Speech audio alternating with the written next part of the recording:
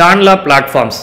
இந்த நிறுவனம் ஜனவரி 2022 அதனுடைய உச்ச விலையான 2000 ரூபாய் அப்படிங்கிறத தொடுது. அதன் பிறகு மார்ச் 2023க்குள்ள கிட்டத்தட்ட ஒரு 1.25 ஆண்டுகளுக்குள்ள பார்த்தீங்கன்னா அதனுடைய மதிப்பில் ஏறியதில் பார்த்தீங்கன்னா 75 விழுக்காட்டை இழந்து 550 560 அந்த வேல்யூவில் வந்துட்டு ட்ரேட் ஆகிட்டு இருக்கு. இப்போ டிசம்பர் 2000 ஜூலை 2023 பார்த்தீங்க அப்படின்னு சொன்னால் அங்கிருந்து 560 ரூபாயிலிருந்து 100% மேலே வளர்ந்து கிட்டத்தட்ட 1200 ரூபாய்க்கு இருந்தது. இப்போ மறுபடி 600 650 அந்த ரேஞ்சில் ட்ரேட் ஆகிட்டு இருக்கு. நம்ம பேசிக்கிட்டு இருக்கிற இப்போ 2025. இந்த விலை ஏற்ற இறக்கங்களுக்கான காரணம் என்ன, இந்த நிறுவனத்துடைய வணிகம் என்ன, அவங்களுடைய லாபம் எங்கிருந்து வருகிறது, அவங்களுடைய இன்ட்ரின்சிக் வேல்யூ கால்குலேஷன் என்ன, இது அத்தனையும் இந்த காணொலியில் பார்க்க போகிறோம். வணக்கம், இது அபிஷ் சேனல். இப்போ நம்மளுடைய காணொலிகள் தொடர்ந்து போகிறதுக்கு நீங்கள் ஊக்குவிக்கணும் அப்படின்னு நினச்சிங்கன்னா நம்மளுடைய சேனலில் மெம்பர்ஷிப் ஒன்று இருக்குது. ஜாயின் அப்படிங்கிற பட்டனை கிளிக் பண்ணி நீங்கள் சேர்ந்துக்கலாம். நம்மளுடைய சேனலில் எந்த ஒரு காணொலிக்கு போனாலும் இந்த ஜாயின் அப்படிங்கிற பட்டன் இருக்கும். அந்த ஜாயின்கிற பட்டனை கிளிக் பண்ணிவிட்டு ஜாயின் அப்படின்னு அங்கே வரதுலேயே நீங்கள் கிளிக் பண்ணி அதில் சேர்ந்துக்கிட்டீங்க அப்படின்னு சொன்னால் மாதம் 29 ரூபாய் எடுப்பாங்க. எப்போ வேணாலும் கேன்சல் பண்ணிக்கலாம். இந்த ஜாயினால் சேர முடியல, பல காரணங்கள் இருக்குது, கிரெடிட் கார்டு சரி இல்லை, இல்லாட்டி யூபிஐ பேமெண்ட் ஏற்றுக்க மாட்டேங்குதுன்னு நினச்சிங்கன்னா எந்த ஒரு காணொலிக்கும் போய் மொபைலாக இருந்தால் நேரடியாகவே அந்த ஆப்ஷன் இருக்கும். ஒரு வேலைக்கு லேப்டாப்பாக இருந்தால் இந்த 3 புள்ளியை கிளிக் பண்ணீங்கன்னா தேங்க்ஸ் அப்படின்னு சொல்லி வரும். இந்த தேங்க்ஸ்ங்கிறத கிளிக் பண்ணீங்க அப்படின்னு சொன்னால் எவ்வளோ அமௌண்ட் நம்மளுடைய ஒரே ஒரு டைமில் அந்த அமௌண்ட் சார்ஜ் செய்யப்படும். 40 ரூபாய் மினிமம் இந்தியாவை பொறுத்தவரை, நாட்டுக்கு நாடு மாறுபடும். எவ்வளோ வேணுமோ அவ்வளோக்கு நம்ம வந்துட்டு கூட்டிட்டு நீங்கள் ஒரு தடவையில் எவ்வளோ தரணும்னு நினைக்கிறீங்களோ தரலாம். சில நண்பர்கள் தந்தும் இருக்காங்க, அவங்களுக்கு மிக்க நன்றி. இந்த 2 வகைகளில் நம்மளுடைய சேனல் நீங்கள் ஊக்குவிக்கணும் அப்படின்னு நினச்சிங்கன்னா நீங்கள் உங்களால் செய்ய முடியும். இந்த நிறுவனத்தினுடைய வணிக முறைகள் என்ன அப்படின்னு பார்த்தீங்கன்னா 2 மேலோட்டமாக பிரித்து வச்சிருக்காங்க. ஒன்று டிஜிட்டல் பிளாட்ஃபார்ம்ஸ், 2வது என்டர்பிரைஸ் மெசேஜிங். இது communication platform as a service அப்படிங்கிற ஒரு மென்பொருள் துறையில் ஒரு பிரிவு இருக்கிறது. அதாவது கிளவுட் கம்ப்யூட்டிங் அப்படிம்பாங்க. அதில் பார்த்தீங்க அப்படின்னு சொன்னால் சாஃப்ட்வேரை லோட் பண்ணி அதை இரவலுக்கு கொடுப்பது. அதே போல் பார்த்தீங்க அப்படின்னு சொன்னால் பிளாட்ஃபார்ம், அதாவது ஓஎஸ் சர்வர்லாம் இருக்கும், நம்மளுடைய இயங்குதளங்கள்லாம் இருக்குல்ல, விண்டோஸு, அது மாதிரி சர்வரையே சர்வீஸாக கொடுக்கறது. அந்த வகைகளில் இது பார்த்தீங்க அப்படின்னு சொன்னால் communication platform as a service. இதை வைத்துக்கொண்டு நிறுவனங்களும் அதனுடைய வேறு விளம்பர நிறுவனங்கள், அவங்களுடைய கூட்டு இருக்கக்கூடிய பொருள் விற்கக்கூடிய மற்ற நிறுவனங்கள், இவங்க எல்லாரும் இணைந்து ஒரு கஸ்டமருக்கு மெசேஜை எந்த வகைகள்லாம் அனுப்பலாம் அப்படிங்கிறதுக்கு உதவி செய்யக்கூடிய ஒரு platform communication platform as a service. இப்போ 2 வகைகளில் இவங்களுடைய வணிகங்களை பிரிக்கிறாங்க அப்படின்னு சொன்னால் அது இவங்களுடைய ஆனுவல் ரிப்போர்ட்டில் அவங்க சொன்னதில் டிஜிட்டல் பிளாட்ஃபார்ம்ஸ் அப்படிங்கிறதுல anti spam, anti scam, data privacy, data security, இது ஒரு பிரிவு. என்டர்பிரைஸ் கம்யூனிகேஷன்ஸ் என்று சொல்லக்கூடியதில் எஸ்எம்எஸ் வழியாக வாய்ஸ் மெசேஜ் நம்ம பேசுறது, வாட்ஸ்அப், ட்ரூ காலர், ஆர்சிஎஸ் அப்படிங்கிறது கூகுளினுடைய பிளாட்ஃபார்ம், இமெயில், இந்த அனைத்து வகைகளிலும் இந்த செக்மெண்ட் இருக்குது. இது 2க்கும் ஒரு பாலமாக இருக்கிறது பார்த்தீங்க அப்படின்னு சொன்னால் அவங்களுடைய ஒரு பிளாட்ஃபார்ம் ஒன்று வச்சுருக்காங்க, வைஸ்லி அப்படின்னு சொல்லிட்டு. அதை வைத்துத்தான் பெரும்பாலும் இந்த வணிகங்கள், அதாவது இந்த 2 வணிகங்களும் தனித்தனியாக பிரித்து வணிக முறைக்காகவும் லாபத்தை பிரித்து காட்டுறதுக்காக காட்டினாலும் இது 2மே ரொம்ப மிக்ஸ்டான ஒரு செக்மெண்ட்ஸ் தான். அது என்ன அப்படிங்கிறது பின்னாடி வர நான் சொல்கிறேன். இப்போ இவங்க கொடுக்கக்கூடிய சொல்யூஷன்ஸ் யாருக்கெல்லாம் பயன்படுது அப்படின்னு பார்த்தீங்கன்னா சீஃப் மார்க்கெட்டிங் ஆஃபீஸர். ஃபஸ்ட்டு ஒரு கஸ்டமர் பிடிக்கிறது, அதற்கு உண்டான மெசேஜஸ் யாருக்கு இந்த செய்தியை அனுப்பினால் சரியான முறையில் போய் சென்று சேரும். இப்போ ஒரு 100 பேருக்கு அனுப்புகிறோம்னா அதுலேருந்து ஒரு 10 பேராக திரும்ப வருவாங்களா, இதெல்லாம் கணிக்கிறதுக்கு கூடிய சாஃப்ட்வேர்ஸையும் சொல்யூஷன்ஸையும் சீஃப் மார்க்கெட்டிங் ஆஃபீஸருக்கு அவங்க கொடுக்குறாங்க. கஸ்டமர் ரிலேஷன்ஷிப் மேனேஜ்மெண்ட்லேருந்து தொடங்கி சீஃப் இன்ஃபர்மேஷன் ஆஃபீஸர் அப்படிங்கிறது ஒரு நிறுவனத்தில் அந்த இருக்கக்கூடிய தகவல்களை எப்படி பாதுகாக்கிறது அப்படின்னு இருக்கக்கூடியவர் தான் சீஃப் இன்ஃபர்மேஷன் ஆஃபீஸர். அவருக்கு டேட்டா செக்யூரிட்டி, பிரைவசி, ஸ்கேமை முன்னாடியே கண்டுபிடிக்கிறது, ஸ்பேம்ஸை கண்டுபிடிக்கிறது, இதற்குண்டான சொல்யூஷன்ஸ் கொடுக்குறாங்க. சீஃப் ஆப்ரேட்டிங் ஆஃபீஸர் அப்படிங்கிறவர் ஒவ்வொரு நாளும் அந்த நிறுவனமானது இயங்குவதற்கு உண்டான அனைத்து இதுவுமே இவருக்கு தான் வருது.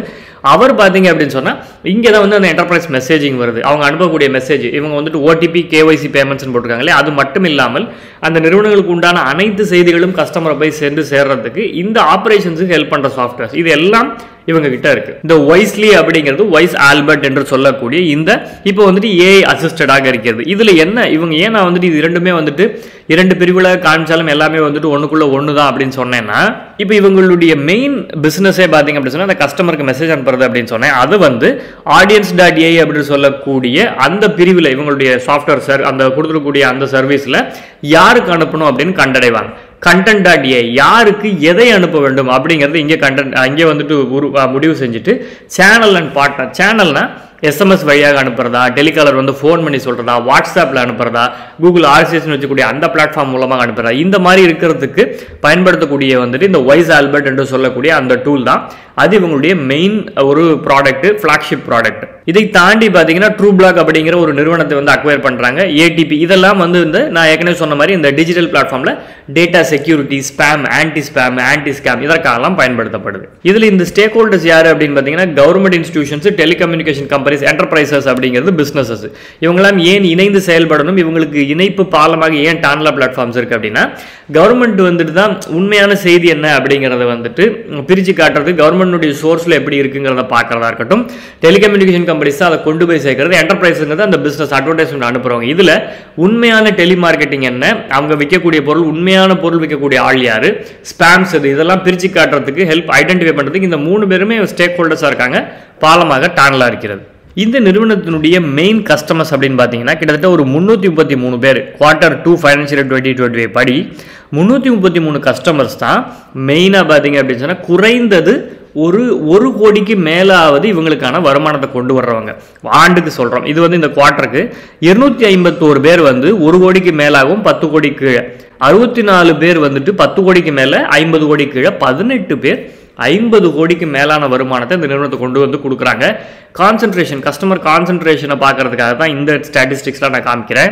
இப்போ Q2 ஒரு 1000 கோடி வருமானம் வந்திருக்குன்னா அதில் கிட்டத்தட்ட ஒரு 200 கோடி வருமானம் 1 கோடிக்கு மேலாக வராங்க அப்படின்னு வருமானம் கொடுக்குறாங்கன்னு சொன்னால் இந்த 251 கஸ்டமர்கிட்டேருந்து மெயினாக வந்துட்டு இருக்கு. கிட்டத்தட்ட ஒரு 334 கோடி வெறும் இந்த 64 கஸ்டமர்ஸ். அவங்க யார் அப்படின்னு பார்த்தீங்கன்னா இவங்க வந்துட்டு இந்த 10 கோடிக்கு மேலே, 50 கோடிக்கு கீழே இந்த வருமானத்தை கொண்டு வராங்கன்னு ஒரு பிரமிட் பார்த்தோம். இங்கே இந்த 64 பேர் அவங்க மட்டும்தான் கிட்டத்தட்ட ஒரு 334 கோடியை கொண்டு வராங்க. 415 கோடி வெறும் 18 கஸ்டமர்ஸ்டேருந்து வந்துட்டு இருக்கு. ஸோ இந்த 18 கஸ்டமர்ஸ் மோர் தென் ஆல்மோஸ்ட் பார்த்தீங்கன்னா 440 விழுக்காடு இல்லையா. இப்போ இதை அவங்க இங்கே காமிச்சிருக்காங்க. வெறும் 13 கஸ்டமர்ஸ், நம்ம 18 கஸ்டமர்ஸ்னு பார்த்தோம், வெறும் 13 கஸ்டமர்ஸ் வந்து 44 விழுக்காட்டு வருமானத்தை ஒவ்வொரு குவார்ட்டருக்கும் கிட்டத்தட்ட அவங்களுடைய கஸ்டமர்ஸில் மெயின் இந்த 13 ஏதாவது பிரச்சனைகள் வரும் அப்படிங்கும்பொழுது அது வந்து கொஞ்சம் நிறுவனத்தையே ஆட்டி படையக்கூடிய வாய்ப்பு இருக்குது. முன்னாடி 48% இருந்தது. இந்த இயரை 4% வேணால் குறைச்சிருக்காங்களே தவிர மெயின் கஸ்டமர்ஸ் வந்துட்டு பெரிய டெலிகாம் கம்பெனிஸ் இவங்கெல்லாம் உங்ககிட்ட தான் முக்கியமான வருமானம் வந்துட்டு இருக்கு. இது ஒரு பெரிய கான்சன்ட்ரேஷன் ரிஸ்க் கம்பெனிக்கு. நிறுவனத்துடைய வருமானம் எப்படி வருது அப்படின்னு பார்த்தோம்னா என்டர்பிரைஸ் கம்யூனிகேஷன்ல இருந்தால் கிட்டத்தட்ட 912 கோடி. இப்போ Q2 ஒரு 1000 கோடி வந்திருக்குன்னா 912 கோடி இந்த கம்யூனிகேஷன் அனுப்புறதுக்கு மூலமாகத்தான் அந்த எஸ்எம்எஸ் எல்லா பேட்டர்லையும் வரக்கூடிய அனுப்பிச்சதுக்கு அவங்க வாங்கின சார்ஜஸ், அந்த பிளாட்ஃபார்மை கஸ்டமர்ஸ் வந்து என்டர்பிரைசஸ் யூஸ் பண்ணதுக்கு வாங்கின சார்ஜஸ் தான் 912 கோடி. வெறும் 80 கோடி கிட்டத்தட்ட ஒரு 10%க்கும் கீழே மட்டும்தான் இந்த டிஜிட்டல் பிளாட்ஃபார்ம்ஸை ஆஃபர் பண்ணுறதுல அந்த ஆன்டி ஸ்பேமு, ஆன்டி ஸ்கேமு எல்லாமே சேர்ந்து மிக மிக குறைவான ஒரு அளவில் மட்டும்தான் அவங்களுக்கு வருமானம் வருது. மெயினாக இந்த எஸ்எம்எஸ் அந்த மெசேஜஸ் அனுப்புறதுல கம்யூனிகேஷன் பிளாட்ஃபார்மில் அனுப்பிச்சு அதன் மூலமாக வரக்கூடிய அந்த சர்வீஸுக்கு அவங்க வாங்கிக்கிற சார்ஜஸ். இந்த நிறுவனம் வந்துட்டு எக்கு தப்பாக ஏறிச்சு அப்படின்னு சொன்னேன். இங்கே பார்த்தீங்க அப்படின்னு சொன்னால் 2000 ரூபாய்க்கு போகுது, திரும்ப 500 ரூபாய்க்கு வருது, திரும்ப 1000 ரூபாய்க்கு போகுது, 600 ரூபாயில் இருக்குது. இதற்கான காரணம் 2021 தான், 2022 ஜனவரியில் தான் 2000 ரூபாய்க்கு போச்சு இல்லையா. டிசம்பர் 2001 முடிந்த காலாண்டுக்கான முடிவுகள் வரும்பொழுது தான் அந்த பிரச்சனைகள் வந்து கொஞ்சம் கொஞ்சமாக சர்ஃபேஸ் ஆக ஆரம்பிக்குது. 158 கோடி இருக்குது. ஜனவரி 2022 பார்த்தீங்க அப்படின்னு சொன்னால் இவங்களுடைய வளர்ச்சி குறைவாக இருக்கலாம் அப்படிங்கிற ஒரு எண்ணம் வந்துட்டு வர தொடங்குது. மார்ச் 2022 அது வந்து ப்ரூவ் ஆக தொடங்கும். 141 குறையுது. அதற்கப்புறம் பார்த்தீங்கன்னா ஜூன் 2022 100 கோடியாக சரியுது லாபம். இந்த மார்ஜினும் குறையுது. ஸோ இந்த நியூஸ் வந்து தெரிய அது இறங்க தொடங்குது. திரும்ப மார்ச் 2023 பார்த்தீங்கன்னா இந்த 100 கோடியிலேருந்து 110 கோடி, 117, 120 இப்படி வளரவும் சரி ஓகே போகும்னு நினைக்கும் போது ஜூனில் இன்னும் 135 கோடி அப்படிங்கிற மாதிரி மார்ஜின் திரும்ப ரிட்டைன் ஆகுது. 135 கோடி வரைக்கும் போகிறாங்க. அப்போ திரும்ப ஏற ஆரம்பிக்குது.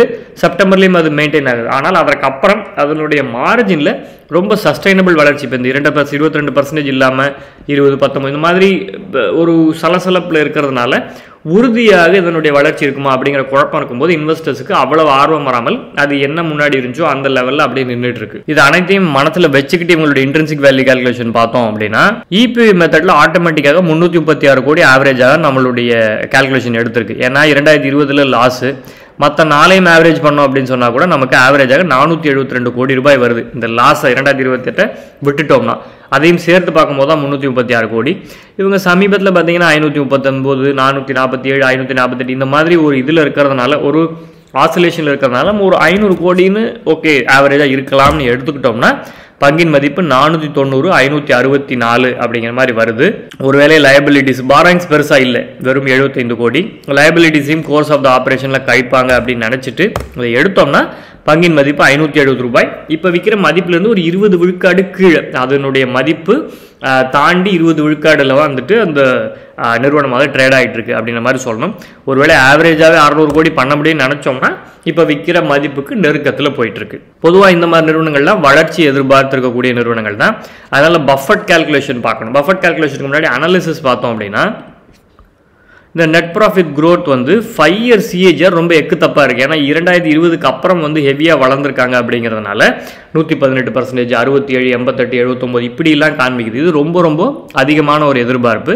நாமினலாக பார்த்தீங்கன்னா இந்த இயர் ஆன் இயர் மார்ச் 2024 ஒரு 22 விழுக்காடு வளர்ந்துருக்காங்க. அதுவும் கூட இவங்களுடைய சேல்ஸ் வந்து கொஞ்சம் மட்டுப்பட்டு கொஞ்சம் அப்படி இப்படி இருந்ததுனால 20 விழுக்காடு. ஸோ இந்த மாதிரி நிறுவனங்களுக்கு இன்னும் வாய்ப்பு இருக்கும். ஏஐ ஜென்ரேட்டட் இது மாதிரியான வாய்ப்பு, இது மாதிரியான நிறுவனங்களுக்கு, இது மாதிரி துறைகளுக்கு வந்துட்டு எதிர்காலத்தில் வாய்ப்பு இருக்கும் அப்படின்னு நம்ம அஸ்யூம் பண்ணிக்கிட்டோம்னா ஒரு 20 விழுக்காடு வரைக்கும் மேபி அஸ்யூம் பண்ணிவிட்டு 20 விழுக்காடு வளரலாம் அப்படின்னு நம்ம எதிர்த்தோம்னாலே அது best case scenario. Best case சினாரியோனா 1200 ரூபாய் வருது. அவங்க ஏற்கனவே தொட்ட அந்த உச்சத்திலிருந்து கொஞ்சம் ஒரு 800 ரூபாய் கம்மி, கொஞ்சம் இல்லை நல்லாவே 800 ரூபாய் கம்மி. இடையில போனாங்கன்னு சொன்னோம்லே 500லேருந்து 1200 வரைக்கும் போச்சு அப்படிங்கிற மாதிரி நம்ம பார்த்தோம். அதுக்கு சரியான மதிப்பில் இருக்குது. இது ரொம்ப ஹை எக்ஸ்பெக்டேஷன். ஒரு 10% தான் வளருவாங்கன்னு வச்சோம்னா 851 ரூபாய் இப்போ விற்கிற விலையிலேருந்து ஓரளவுக்கு நல்ல வேல்யூவில் கிடைக்கிற மாதிரி தான் இருக்குது. நாங்கள் செபி அப்ரூவ்டு இன்வெஸ்ட்மெண்ட் அட்வைசரோ ரிசர்ச் அனலிஸ்ட்டோ இல்லை. அதனால் நாங்கள் பை செல் ரெக்கமெண்டேஷன் எதுவும் கொடுக்கக்கூடாது, கொடுக்கவும் மாட்டோம். வாங்குறதுனா உங்களுடைய ஆராய்ச்சியை நல்லா செஞ்சுட்டு நீங்கள் முடிவெடுங்க. இதை மட்டும் நம்பி வாங்காதீங்க, இல்லாட்டி விற்காதீங்க. எங்களுடைய காணொலி பிடித்திருந்தால் லைக் செய்யுங்கள், ஷேர் செய்யுங்கள், சப்ஸ்கிரைப் செய்யுங்கள். பெல் பட்டன் கிளிக் பண்ணால் நோட்டிஃபிகேஷன் உடனுக்குடன் வரும். நன்றி, வணக்கம்.